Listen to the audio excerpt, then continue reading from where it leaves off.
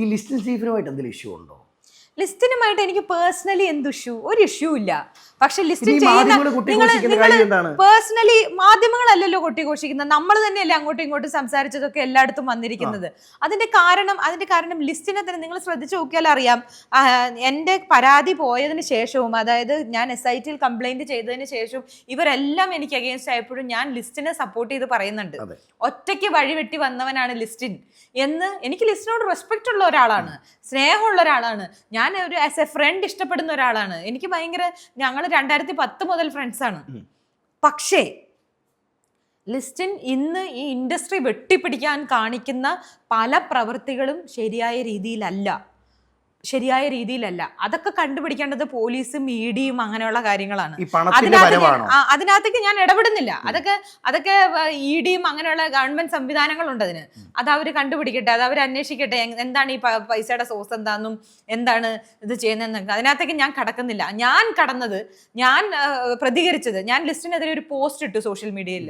എന്തുകൊണ്ട് വട്ടിപ്പലിശക്കാരുടെ ഏജന്റായി ലിസ്റ്റിൻ വർക്ക് ചെയ്യുന്നു എന്ന് പറഞ്ഞിട്ട് ഞാനൊരു പോസ്റ്റ് ഇട്ടു. ആ പോസ്റ്റ് ഇടാനുള്ള കാരണം ഇവിടെയുള്ള പല നിർമ്മാതാക്കളുടെ കയ്യിൽ നിന്നും അവർ ഇൻഡിവിജ്വലായി ചെയ്തിരുന്ന സിനിമകൾ, അതായത് ഇത് പൊതുസമൂഹത്തിന് അറിയാത്ത കാര്യമാണ് ഞാൻ ഈ പറയുന്നത്. പല നിർമ്മാതാക്കളും ഇവിടെ ഒരു സിനിമ എടുത്തിട്ട് അത് വിൽക്കാൻ പറ്റാതെ പൊതിയ തേങ്ങ പോലെ വെച്ചുകൊണ്ടിരിക്കുകയാണ്. ഞാൻ അടക്കമുള്ള പ്രൊഡ്യൂസേഴ്സിന്റെ കാര്യമാണ് പറയുന്നത്. അതായത് സാറ്റലൈറ്റ് പോകുന്നില്ല, ഡിജിറ്റൽ പോകുന്നില്ല, ഒന്നും പോകുന്നില്ല.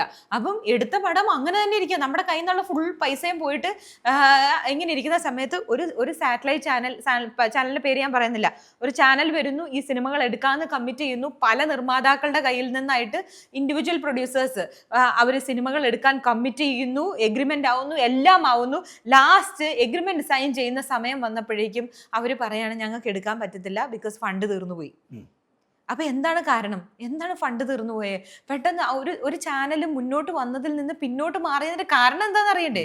അത് അന്വേഷിച്ച് പോയപ്പോഴാണ് അറിയുന്നത് ലിസ്റ്റിൻ സ്റ്റീഫൻ കൊണ്ടുപോയി അദ്ദേഹത്തിന്റെ പടവും അദ്ദേഹത്തിന്റെ പോകാതെ കിടക്കുന്ന പടങ്ങളും അദ്ദേഹം ഫണ്ട് ചെയ്തിരിക്കുന്ന, അതായത് പലിശ കൊടുത്ത് പുള്ളിയുടേതായി മാറിയ പല സിനിമകളും ഉണ്ടല്ലോ, ഇതെല്ലാം കൂടെ ചേർത്ത് പുള്ളി കൊണ്ടുപോയി വിറ്റു. അപ്പൊ എന്ത് പറ്റി? ഈ ഇൻഡിവിജ്വൽ ആയിട്ട് വിൽക്കാൻ പടം കൊടുക്കാനായിട്ടിരുന്ന എല്ലാ നിർമ്മാതാക്കളും ലിസ്റ്റിൻ പടം കൊടുത്തോട്ടെ, പടം കൊടുക്കുന്ന അയാൾ ഒരു നിർമ്മാതാവാണ്, അതിനകത്ത് നമുക്ക് ഒരു അഭിപ്രായ വ്യത്യാസവും ഇല്ല. പുള്ളിയുടെ 2-3 പടം കൊടുത്തോട്ടെ, അതിൽ അഭിപ്രായ വ്യത്യാസമില്ല. പക്ഷെ നശിപ്പിക്കുന്ന രീതിയിൽ, മറ്റ് നിർമ്മാതാക്കളെ കൊല വിളിക്കുന്ന രീതിയിൽ എന്തിനാണ് അസോസിയേഷന്റെ തന്നെ ഒരു അധികാര സ്ഥാനത്തിരുന്നുകൊണ്ട് ചെയ്യുന്നത്? അസോസിയേഷൻ ട്രഷററായി ഇരുന്നുകൊണ്ട് ആ മേഖലയിൽ ഇരിക്കാൻ പോവല്ലേ? അത് അസോസിയേഷന്റെ ട്രഷററായി ഇരുന്നുകൊണ്ട് ആ സ്ഥാനത്തെ ഉപയോഗിച്ചുകൊണ്ടാണ് ചെയ്തത്.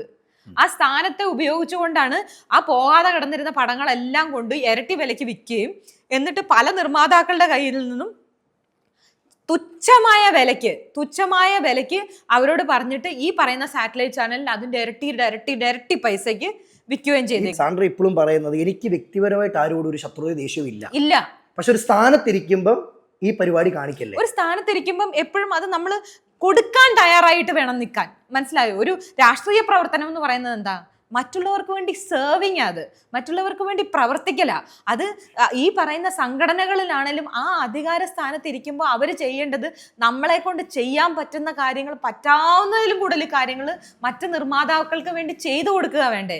അല്ലാതെ ആ സ്ഥാനത്ത് ഉപയോഗിച്ചുകൊണ്ട് ഞാൻ മാക്സിമം ഉപയോഗിക്കാം എന്ന് പറഞ്ഞ് സെൽഫിഷ് ആയിട്ട് ഇരിക്കുകയല്ല വേണ്ടേ. ലിസ്റ്റിൻ ഇന്ന് അതാ ചെയ്യുന്നത്. ഈ ലിസ്റ്റിന്റെ വളർച്ചയിൽ സാൻഡ്ര അസൂയപ്പെടുന്നുണ്ടോ? എനിക്ക് എന്തിനാ അസൂയ? ഒരാൾ നന്നാവുന്നതിൽ സന്തോഷിക്കല്ലേ വേണ്ടേ? പ്രത്യേകിച്ച് എൻ്റെ ഫ്രണ്ട് എന്നുള്ള രീതിയിൽ ഈ അടുത്ത് വരെ ഞാനല്ലേ പറഞ്ഞത് ഒറ്റയ്ക്ക് വഴിവെട്ടി വന്നവനാന്ന്. ആ അസൂയുള്ളതാണ്. എനിക്കത് പറയേണ്ട കാര്യമുണ്ടോ? ഞാൻ ഏറ്റവും കൂടുതൽ ലിസ്റ്റിന്റെ വളർച്ചയിൽ സന്തോഷിച്ച ഒരു വ്യക്തിയാണ്. എനിക്കിഷ്ടമാണ് ലിസ്റ്റിനെ പോലുള്ള ആൾക്കാരെ. എനിക്കിഷ്ടമാണ് സ്വന്തമായിട്ട്, അതായത് ഒരു ബാക്കപ്പും ഇല്ലാതെ സ്വന്തമായിട്ടാണ് ഇവിടം വരെ എത്തിയത്. അതുകൊണ്ട് തന്നെ ഞാൻ അദ്ദേഹത്തെ ഇഷ്ടപ്പെടുന്നു, റെസ്പെക്ട് ചെയ്യുന്നു. പക്ഷേ അത് ഒരു പോയിന്റ് കഴിയുമ്പം അവർ വന്ന വഴിയെല്ലാം മറന്നുപോയിട്ട് മറ്റുള്ളവരെ ഉപദ്രവിക്കുന്ന രീതിയിലോട്ട് മാറുമ്പോൾ വെട്ടിപ്പിടിക്കൽ മാത്രം ഉദ്ദേശമായി മാറുന്നിടത്താണ് സുഹൃത്തുക്കൾ വേണ്ടേ അതിനെ കറക്റ്റ് ചെയ്യാൻ, അല്ലേ? നമ്മുടെ കുടുംബത്തിൽ ഒരാൾ തെറ്റ് ചെയ്താൽ, അല്ലെ നമ്മുടെ ഏറ്റവും അടുത്തൊരു സുഹൃത്ത് തെറ്റ് ചെയ്താൽ അത് ആ സുഹൃത്തുക്കൾ അതിനെ ചൂണ്ടിക്കാണിക്കണം. ഞാനതാ ചെയ്തേ.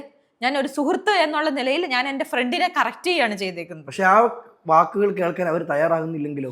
അത് അവരുടെ ഇതാണ്. ഓരോരുത്തരുടെയും എനിക്ക് അവരുടെ മനസ്സിൽ കയറിയിരുന്ന അവരോട് അവരുടെ ഉള്ളിൽ തോന്നലുണ്ടാക്കാൻ എനിക്ക് പറ്റില്ല.